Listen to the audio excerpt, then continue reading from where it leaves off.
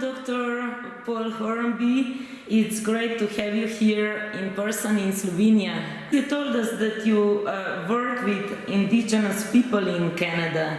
I would like to know something about the work that you do with people. For one, I was called upon about 2 years ago to do a talk amongst the First Nations people, as we call them in Canada. And I was asked to give this talk because I had been talking of the harm reduction properties of cannabis. It's probably the most useful harm reduction agent we have on the planet. And I was wanting to introduce a harm reduction study amongst the indigenous population that are dying of opiate overdose. In very high numbers, 4 times the rate of the non-indigenous people in Vancouver that are dying on this kind of scale. It's an epidemic, and it's showing the worst amongst our indigenous people. They're dying 3 times the rate to the non-indigenous. They're also prescribed 3 times the opiate medications to the non-indigenous people. And I know that cannabis can be very, very useful as a harm reduction agent. We did a small study in Vancouver in 2013. We did it in the worst part of Vancouver where the addiction was the highest. And as a student, I was taught to work with high-risk groups because you get better statistical data from them, and you can prove a study is more effective by working in a high-risk population. So we did the study in I call it the belly of the beast in Vancouver, where the addiction rate was terrible and people were dying daily. And we worked with people addicted to methadone. And I understand that methadone is a widely used drug here, because we called it liquid handcuffs, because the people would have to go to the methadone clinic every day, they could get their dose, and at the same time they could come to the dispensary and pick up their standardized oral cannabis dose and take them in front of a dispensary employee. And we did this every day for 3 months. And we were tracking their prescription records for their opiates, as well as taking urine samples. And we saw a significant decrease in the opiate consumption. Some were able to come off completely, but we saw at least a 50% reduction, which is the easy part of getting them off opiates. The last 50% is the hard part, but all were in a downward trend in opiate use. And we were giving them around 300 milligrams of THC in a natural, we were measuring the amount of THC, but it was actually a trichome prep. It was a natural product, cannabis prep with the other CBD, THC, and CBN all around it as well. But the highest was 300 milligrams of THC per day.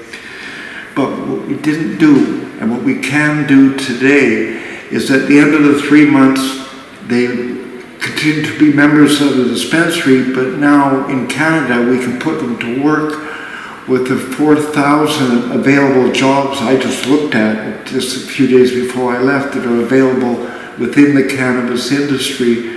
We can give them meaningful work, something to do rather than go back to the opiate addiction.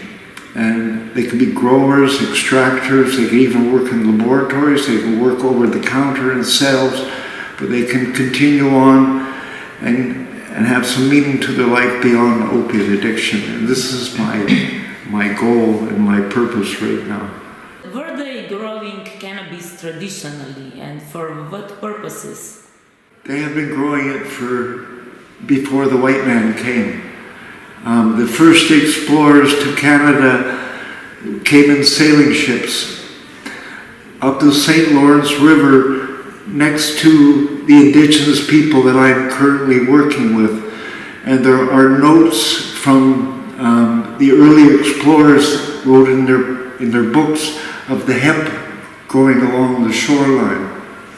So the indigenous people have been using hemp since there was hemp, and they continue to use it. And I find that you're actually quite tolerant to THC. It's interesting that very different tolerance level to Europeans than to Asians and Africans, which is very interesting, and I believe it's because of the way it's metabolized in the liver.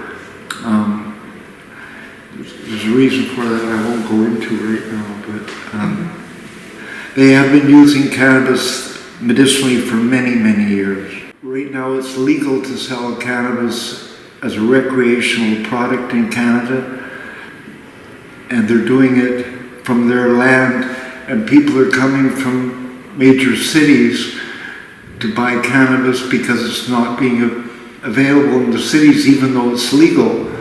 There's tight restrictions. You mentioned also that they have different attitude to nature, to plants. What means cannabis to them? Healing, getting better quality of life. All of the people that I work with are using cannabis routinely, made by the indigenous people. It's called sacred sav, and it's good for joint pain. And how it is made? It's made by a lady which is she's a medicine woman. We call her the alchemist. She blends it with various herbs and oils. It has the THC amount on it. But this is very, very good for arthritic joint pain and hands and all kinds of joints and sore muscles. So they have a lot of knowledge about cannabis. Yeah, in a very natural way. They're not into synthesizing it or highly purifying it. What did you learn from them during this experience? So much.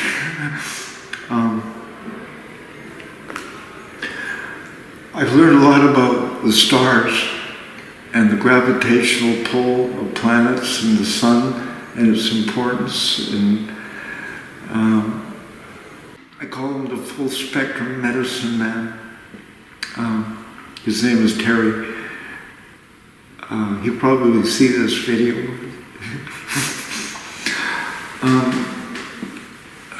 He said that if you're in chronic pain, which he is, he had a very bad injury, and I did too, and I use cannabis for pain, that he said that if you have very severe pain, when you take cannabis, the pain will use it up.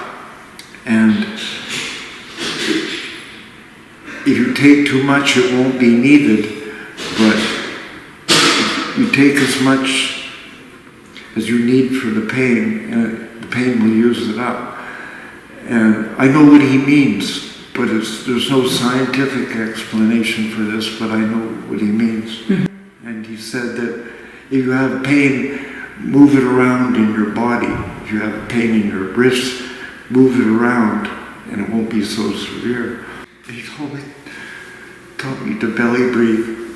If I get nervous in front of a customs agent, breathe through my belly.